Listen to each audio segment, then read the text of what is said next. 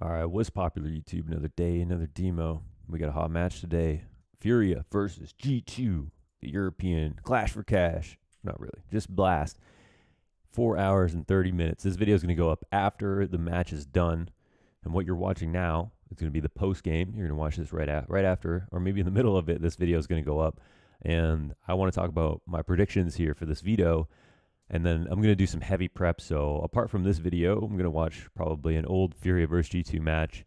I'm going to watch Art's POV on that one. Maybe I'll record it too, who knows. And right now, we're going to watch NiKo. So there's a lot of stuff here, okay? Because what we're talking about, for those of you who missed it, basically, NiKo has now joined his brother in the Kovac Bros on G2. They're both together now, playing together. And this is their inaugural match together. So it's the first time we're going to see NiKo not being an IGL since Kerrigan. We're going to see Nexa calling for NiKo. We're going to see NiKo replacing either Amanek or Jax, which has not been confirmed yet. We don't know which one it is. Apparently, they're going to stay with 6 players until the end of the year, but their plan is not to have 6 players stay on, so they're just trying to figure out who he can replace more easily. On this channel, you guys should watch this. Back in the day, a few weeks ago, we did a video on Amanek and talked about his roles on Vertigo T-side as a map that G2 loved, and talked about what position he played and how irreplaceable he was. To be honest, that's what we came to the conclusion of. We look at NiKo's stats on Vertigo, they're horrible. He doesn't like the map. It's not a map that FaZe even played. And the few times they did, and basically, if NiKo doesn't like a map, they're not going to play the map. This is part of, NiKo taking up space on teams that he plays on, right? You're not going to play Vertigo, probably with NiKo on the team. G2 don't play Vertigo, Overpass. G2 don't play Overpass either, so no big deal there. But Vertigo, if NiKo cannot play Vertigo, that hurts their map pool a lot. So we'll see. I think my prediction is going to be that NiKo will learn how to play Vertigo so that they can keep that in the pool. I think they'll still leave Overpass out, and at least for the meantime, even though I think there's potential there for them to get good at it. Next is going to call, and I feel like Jax will be the one to be stepping out so that NiKo can fill on their Vertigo. Now, to prep for this, I'm not exactly sure if Vertigo will be played in the series, so I wanted to pick a map that will be played. And we look at their maps overall, it's hard to say what maps it will land on. Okay, so what I'm most likely thinking, Furia, as always, will ban Dust 2, and G2 will ban out Train, most likely. Those will be the 2 openings. And then Furia will either pick Vertigo, Nuke, or Mirage. And G2 will pick Nuke or Inferno. Or there's not really a good map that G2 can pick that Furia don't want to play. This is the hard part. This series is going to be very interesting for that reason. That this veto leans heavily towards Furia, but Furia's stats are inflated because of their practice in North America, because their practice wasn't as good. But even versus the other top teams that should be good in Europe, like EG, Liquid, etc., they've been playing very well. So if there's anything, they couldn't have done better to prepare to be able to come here. And that's what makes this match interesting. Of course, you're watching this again after a lot of the death segments will be done about this. So I'm going to be repeating a lot of stuff they'll probably say. But some of you maybe aren't going to watch that. It's on twitch.tv. Some of you have been asking where I've been casting. It's twitch.tv/BlastTV. And yes, I'll be casting this match. So I'm very, very excited to be casting this match. But yeah, so now I want to look. So what I want to do is pick a map that I think will be in the veto. In this case, I think we'll have Nuke as a likely pick by one of either teams. And I think I want to understand where NiKo will fit into G2 on Nuke, and I want to find out how what Art's game plan looks like on Nuke as well, because these are 2 positions I haven't really looked at that much. We've looked at Jax on Dust 2. We've looked at Nexa on Vertigo. We've looked at Amanek on Vertigo, both of them on T side, I think. We've looked at Art on Inferno. We've looked at on T side. We've looked at Vinny on Inferno. We've looked at Henny on Vertigo. So want to try to get some new context here. This is what this is all about. I'm pretty excited to do this video. So let's go ahead and look now at basically this is the man himself. We got his resolution 1152 by 864 stretched. We're going to have this G2 versus FaZe match. The funny context coming into this match was that Nexa tweeted out as a joke because he probably knew whoever wins this match will keep NiKo. But then FaZe won the match and then he still went to G2. But NiKo farmed the series. He did really well. Definitely carried. And let's see here, 17 on both sides. That makes me kind of want to watch both halves. I don't know if we'll do that just for the sake of time, just for the video not being too long. I understand the videos are long sometimes, but I don't want it to be too long. But anyways, let's just get into the game. We could talk over things as they go, but there's a lot of work to be done today. So why don't we go ahead and just see what happens. I zoomed out the map. Thank you guys for the comments. I zoomed out the mini map. We had one good comment that was like, so we can, because sometimes I talk about rotations and setups. Now we can just see the whole thing, even if it's still only NiKo's radar, which is cool. So we're going to see how NiKo tries to play. Again, another high frag position here for NiKo. He's going to get killed by Amanek, who is basically the lurker in this situation. And G2 went for something fast into a vent dive. And I really like how G2 call their fakes. The way that they do fast pressure is so interesting. Oh, what a round by a Cold Zera.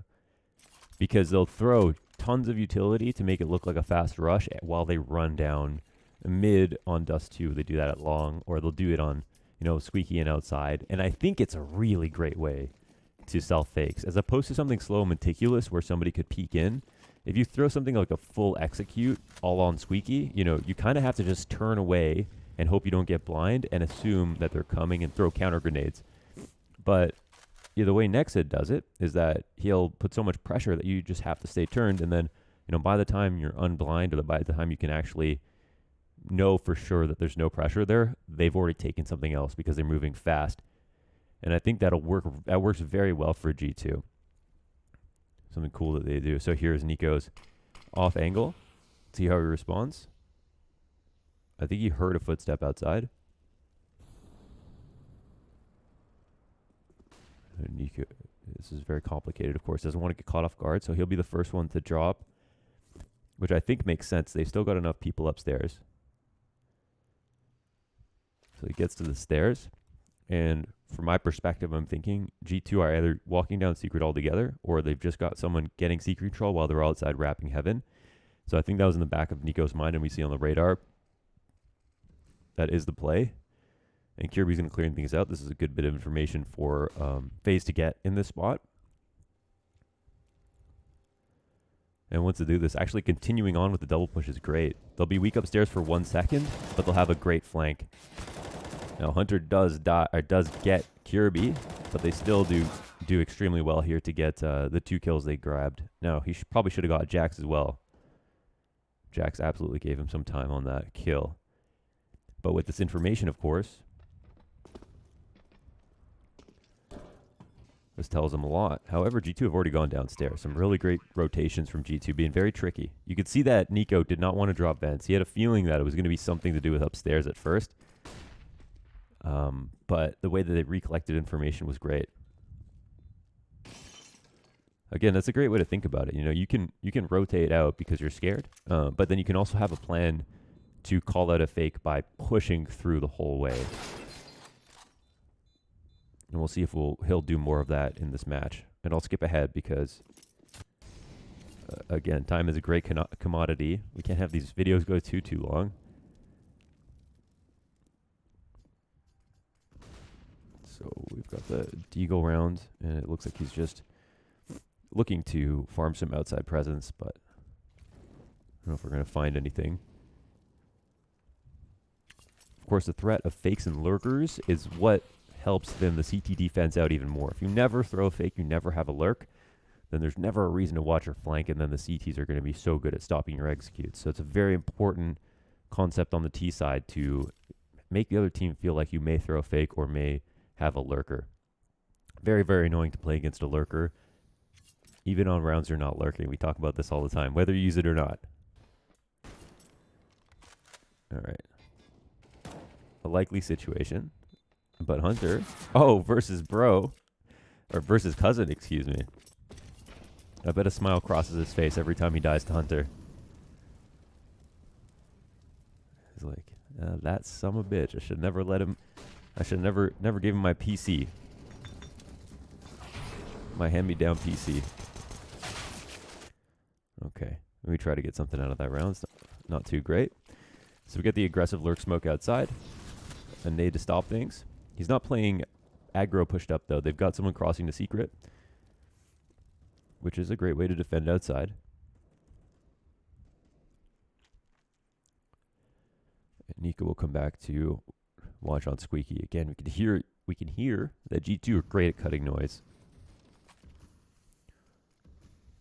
It's been very hard to read their presence from NiKo's perspective.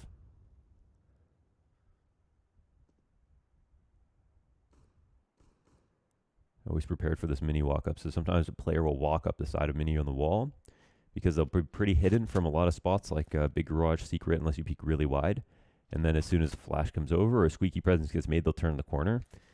But NiKo can't really peek this without exposing himself to all those boxes in the back too. So that's a great incendiary from NiKo. He'll do that to make it so that they can't cross safely. And they've already got Brokey in secret. Holding. So now if they cross, they'll have to like look through the smoke and Brokey can shoot him in the side if they want to. NiKo's still holding for a lurk. Exactly. Likely to come upstairs at this point. Oh, there's no one in secret actually. I don't know if Rent. Oh, they look like they took ramp. And they get shut down. Great amount of information gained. Good stuff so far here from FaZe's CT side, to be honest. Okay, some fast nades outside. Again, the preemptive Molotov to stop the cross smokes. And if you throw the Molotov there, you can stop both smokes. And Almanac somehow appears in front of Mini. I think NiKo has been waiting for him to show up all this time. But he's been getting out-dueled a couple of times. So back to Deagles. Okay. Gets one on the back of Squeaky. I'll try not to fast forward too much, but on some of these ecos, I'm going to take some liberties, okay?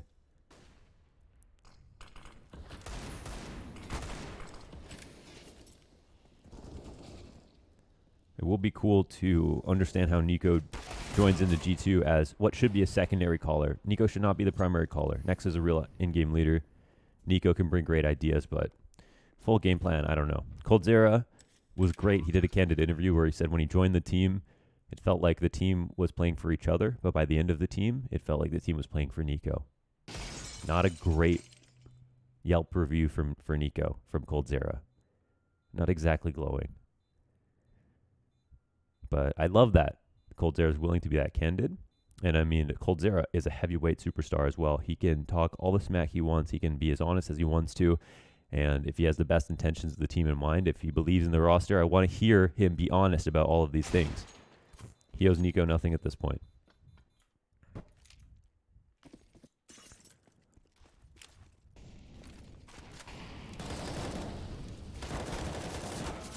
Okay, out-dueled here. As it gets in front of the Molotov. Interesting, maybe just assuming that it's going to be an upstairs hit, so he decides to rush up in front of it. Brokey, great shot.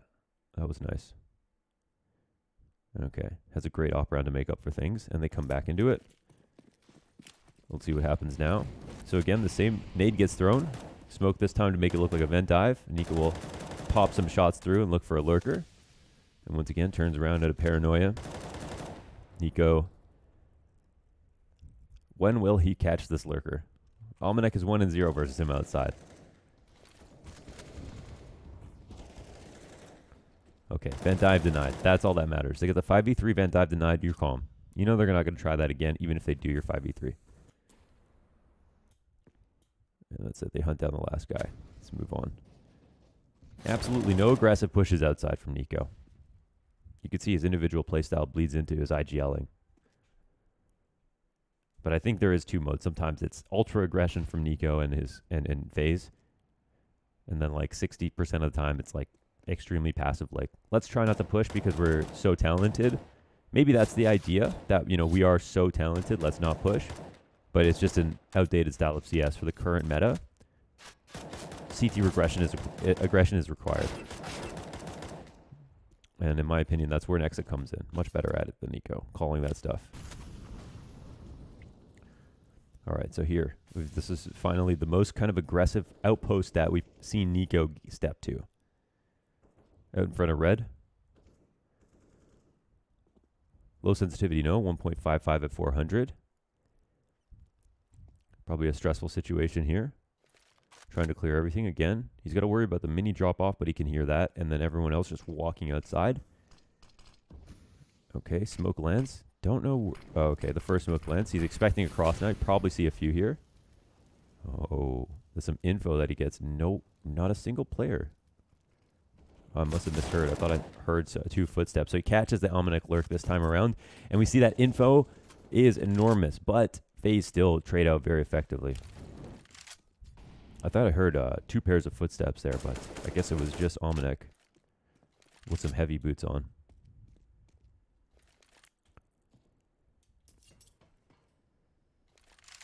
And they actually turned this round around. So a big info play at the right time. Like what we're seeing so far.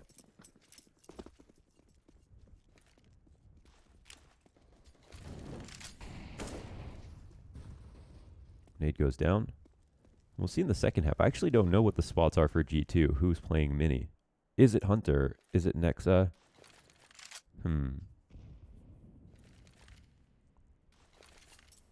I think it maybe even could be Almanac. I feel like any of them would be good at it. I probably know if I can remember, but I can't remember right now. So we'll see in the second half. So rotate down to secret. It's not been a lot of control here. That's continued into a secret push down from G2. So let's find out if that changes at all now. They throw the smokes now again. And NiKo will hold steadfast in the secret, waiting for them to cross his path. Very tight angle here. Very tight to the wall, I should say, with his crosshair. He's expecting a lurk. He'll win that duel. 2-1 versus Almanac. Jax trades him out, but it's still good info. The smokes come up and no one's crossed just yet. Brokey drops a shot, and he'll try to continue forward. This is the hard part for the Operas. When they do get outside control like this, Brokey has to be able to catch the lurk, whether they're jumping up top. Or yeah, so he'll get caught. It's very hard at that point because they can come through the hell window. They can come through the door. They can go up top.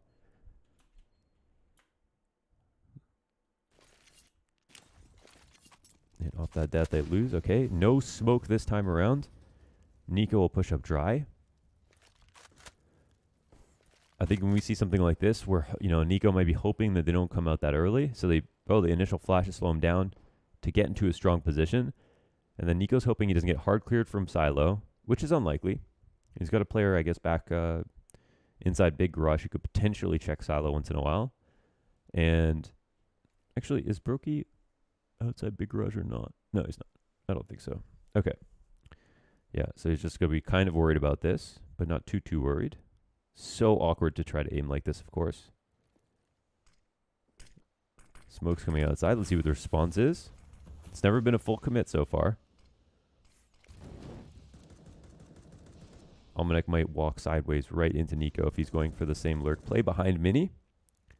There he is. And I think NiKo knows at this point he's alone. So that's the info. That's the lockdown right there. He can just... He waits long enough, unless it's something completely random, but he'll be fine. Okay, Hunter dies. Second lurk. NiKo very aware of that. So good, so careful. Of course, he's watching G2 demos, practicing with G2 in order to join the team. So he's already prepared.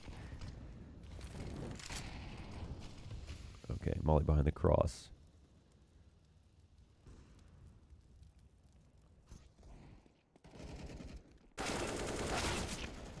Okay, no matter. They do fine. Last round here. Same push-up outside. I think, might even go all the way around this time.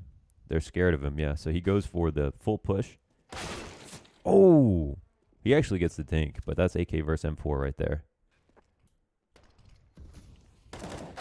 They've been very tricky about how, sometimes they've held with Almanac, come out late. Sometimes they've come out with NiKo. Sometimes both. Sometimes one or the other. I'm sticking around. I think I'm going to watch this whole demo, so Let's go ahead, check it out. We had a great half on that first half from NiKo, all kinds of perspectives. Did a good job. You can see he had like a feeling out period those first few rounds where he didn't push up aggressively at all. And this outpost continuously got farther and farther out. He got to the red bin, he started pushing, getting behind, making sure Almanac could not get out in front of Mini. Like how he kind of kept raising the level of aggression on CT side as he got more and more comfortable.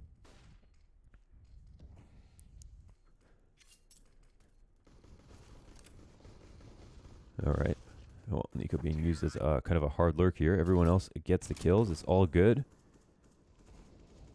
An interesting eco situation. There might be a push in here for NiKo to grab.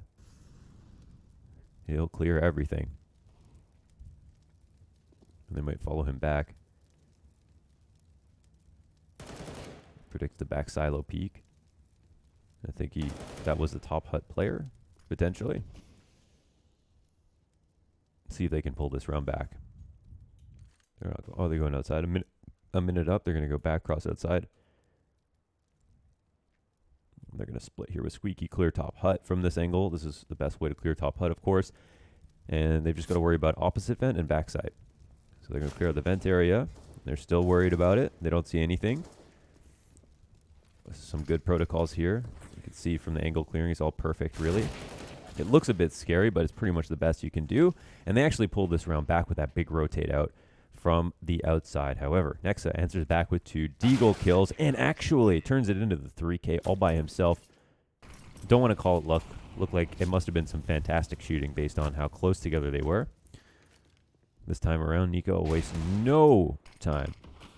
That's how you catch a timing. Nexa, you'd think you would hear that, but there's so much going on that I think it's something people need to consider. If you create enough chaos in the communication and you throw enough grenades early on, you can mask a lot of footsteps, right? He can run all the way down secret, and if there was no noise whatsoever mid-round by himself and he did that, he would never be able to get away with running through a Molotov into secret, into lower, and catching Nexa out with a smoke like that. But since that was a situation where it was like early round was so tumultuous, he could catch a timing, and it actually is such a big timing to catch. Even with 27 HP, huge impact here from NiKo off of that Deagle kill. So we're going to look at him line up smokes here. Thinking it's front mini, not sure if this bounces off of the... Yeah, front mini. And they'll walk outside with these smokes. And sometimes teams will use these smokes as a fake to either crouch through, walk into secret. This one's a little bit risky because teams know that your people are throwing smokes like this, so they can kind of walk into it, actually pre-fire it. Sometimes if they're CD side, just wait and get the advantage. But it looks like just pistols right now. Kenny S does his best, and NiKo will start to make moves. Now he has to worry about heaven as well as down in hell. We can see him kind of respond to all of those threats, not just continue forward just because he got that far out. So they don't hand him a kill, and he'll go back to group. Liking the play right now. Since no one's spotting the cross, it'll be very, very difficult for G2 to read this. They'll finally get a kill, because that opens things up, okay? So since he saw Kirby lurking outside like that, NiKo's obviously a bit more concerned they might rotate down faster. So he'll clear out all the good spots they get to way later. Xanteris, backside, etc. They'll pull the bomb down. And now he's in the prime optimal position. But the pistols, they peek all at the same time. Really well done here from G2. Very sneaky stuff. If they gave them a tiny bit more respect, NiKo would have got backside, been able to fight ramp. Teammate would have been off the bomb. So a perfectly timed push there from G2. There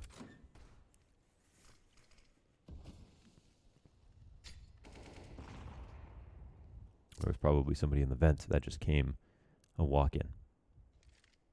I'm going to skip past this Glock round. Wait, what?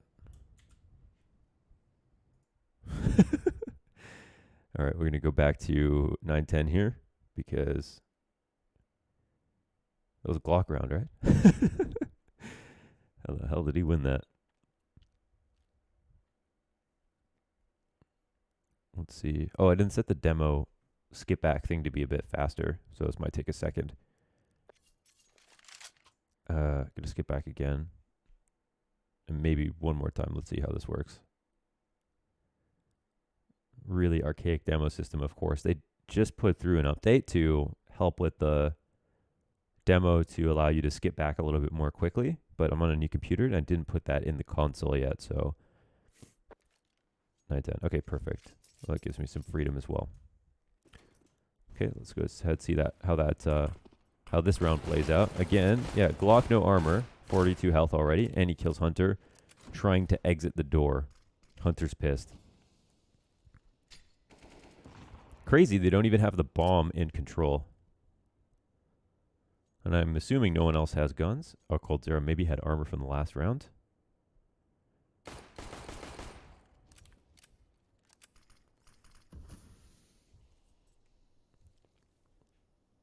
So he has no nades. Don't know who else does. But what we saw was the bomb getting planted downstairs. So we'll find out how that transpires.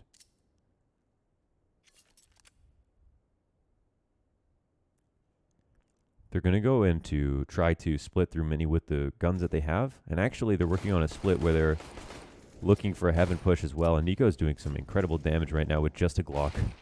My goodness, the pre-fire onto Kenny ass. Picks up an AK and will get down lower. Okay, let's see how he wins this. Really insane stuff. I think he has information on one player. Maybe he planted here, but yeah, he's not sure of control. So I don't know if both players were upstairs. Bomb is not planted for him in this position. I can't believe he's sitting right here where they could come down a ramp, but he takes a really good risk. Oh my goodness gracious. Oh my goodness gracious. Oh my goodness gracious. And that's why even though NiKo is joining the team and the maps don't really make sense and the positions that he's replacing don't really make sense and the space he's taking is a lot, it's NiKo. And so it's like you kind of want to try to make it work. Because what was that? Because what was that?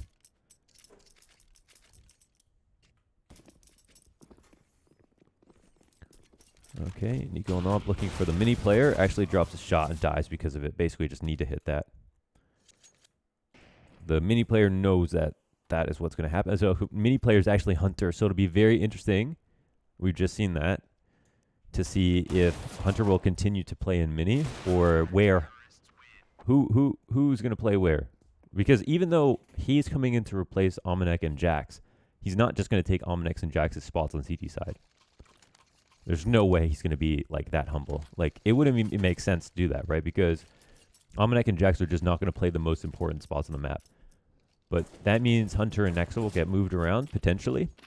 I imagine Nexa more than Hunter just because it feels like that's what IGLs do. They make more compromises than other players, and Hunter is probably the best player on the team.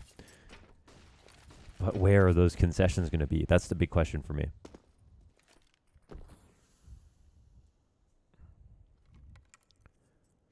Okay, 4v5. Making progress. 3:30.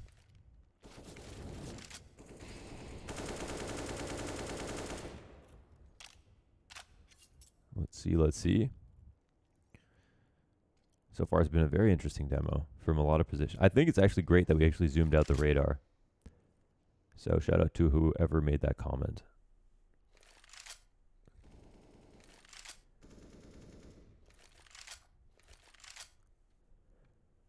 I think it does add a dimension of analysis that we didn't have before. We can talk more about rotations and things. And also have only the team's radar, so make some guesses and stuff that makes this a lot more interesting. Actually switches out to the Deagle. I'm not sure what the math is on that, but maybe that very first bullet has a higher likelihood of hitting dead on. And some crazy output here from NiKo. So he grabs 2 in the ramp and now can maybe score a rotation. So he's smoking out decon just to see if anyone is going to push through or peek from control or something like that. It's not likely that someone will open the door in a smoke or break glass if they don't see anyone crossing, but it was worth a shot. 10 seconds up, smoke will not be useful anymore. And let's see if this play works. No, it's too late now. He's got to stick it. So, yeah, that's it. He knows someone's going to peek him, but there's nothing he can do. Almanac basically just outplays him in that position. And he gives it his best shot. So a small lead here from G2 now, and we're back to the Deeg.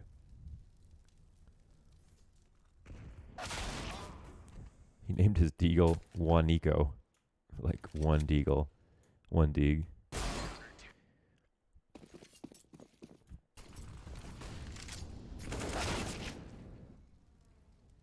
Lost the duel to Hunter outside, and it looked like they were going to try to do a fast split through mini. It seems like it still could work with Broky's entry, and there's not actually a lot of help upstairs. So they'll win despite that.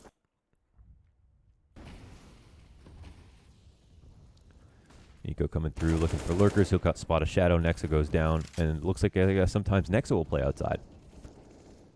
Maybe that's why I couldn't remember who plays that mini/outside spot.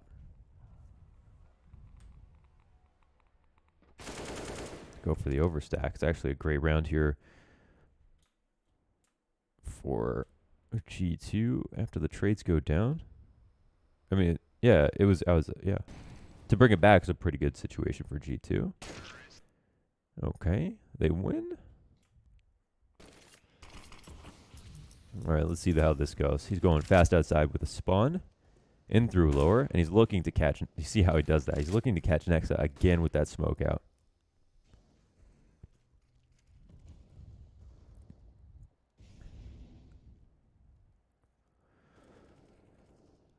This is an important spot to be in, right? Say for your teammates who are walking, rapping there, or just lurking outside. If you're in secret like this, they don't have to worry about secret. It opens them up to being able to be more comfortable rapping outside, looking for somebody who's in hell, looking for somebody who's in mini.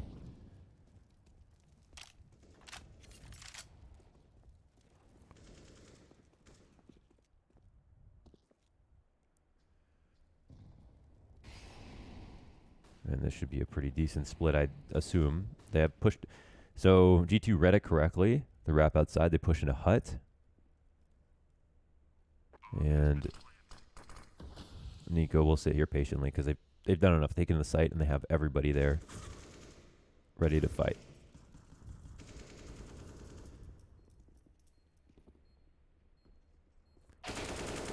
Oh, a double spray down in the squeaky, and it is just a farm here for G2 to get for Phrase to get to 14. Okay, CT timeout called. We'll move on forward. Another rifle round, and again we're turning up the aggression outside. We can see NiKo's calling matches kind of his own play style in some senses.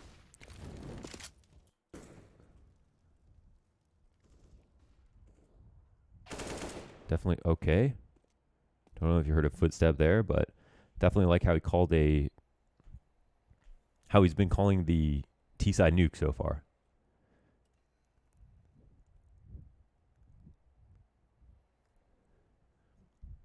And as much as I don't rate NiKo as a caller as much, I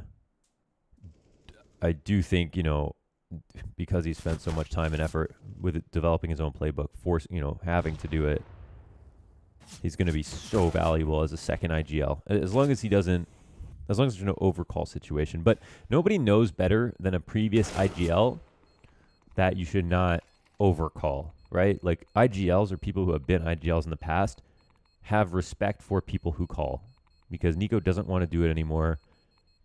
He might still have his brain working in such a way that he's used to calling at the beginning of rounds, but he knows that as an IGL, there's nothing worse than your teammates telling you what to do or telling you to do something differently. Overcalling is the absolute worst thing in the world.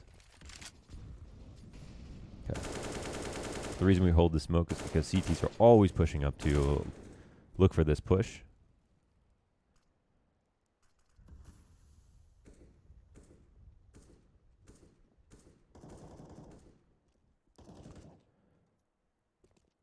All right. Nothing is spotted. And we'll go for our L smokes outside. And they've been walking up to the big garage smoke, and NiKo's been peeking on the left side. Let's see if he tries something new this time. Looks like they're walking towards secret now.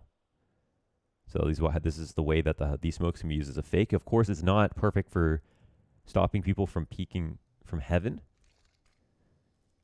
And I don't know if there's a protocol in place to make sure that, or to try to convince the player to not be peeking heaven in that spot.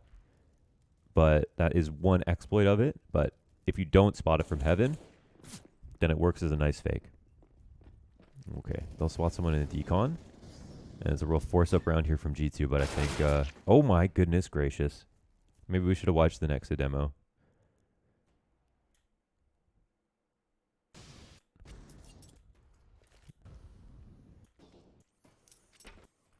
Oh, this is tough, just deagles.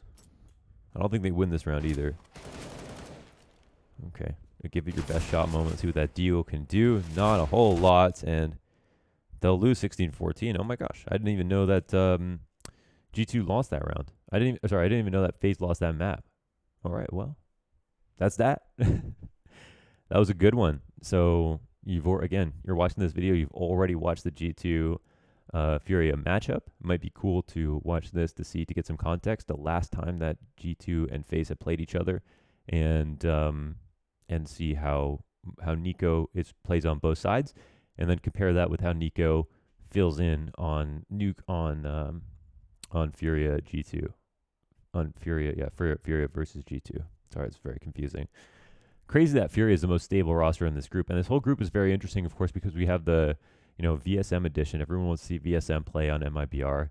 It's just that MIBR this is not the group to win. Like, you have to be able to beat, who's the easy opponent? Maybe, I don't know. There's no one easy here for them to beat. Furia is the most stable roster, even though they're an unknown quantity in Europe. G2 have NiKo now, and Astralis have Zipix back. It's just not going to be easy, but it's going to be the most exciting group. This is the most excited I've ever been for a match in this year, easily. Like, this is so sick to think about. This is even better than Furia Astralis, in my opinion. So, looking forward to this. Can't wait. And I'll see you on the other side when you watch this. Hopefully, you enjoy the match and the casting and everything. So, see you guys later. Maybe I'll record the art demo now too.